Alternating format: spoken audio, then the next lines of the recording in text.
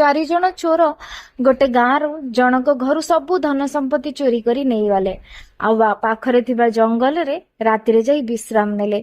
से भितरु 2 जण कहले आमे जाउछु एई पाख दुकान रु मिठा नहीं के आसीबो, समस्ते मिठा खाई मजा करिबा, धन संपत्ति तो सबु आम पाखकु आसी गलाने।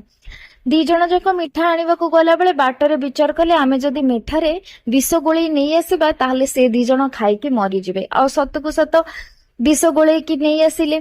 आसीबा पूर्वरु से जो 2 जण जंगल रे सोइथिले से माने भी विचार कले जदि आमे सेई 2 जण को मारी दियंते ताहले सबु धन संपत्ति आमर होई जानता आ 4 भाग करिबाकू पड़ंतानी। 2 जण जेतेबेले विष गोळा मिठा को नेकी फेरी भी आसिकी जंगल रे पहुंचीबा पूर्वरु ए 2 जण प्लानिंग करी सेमानकू मारी देले। मारी सारला परे देखिले तांगा हाथ रे थिबा मिठा को।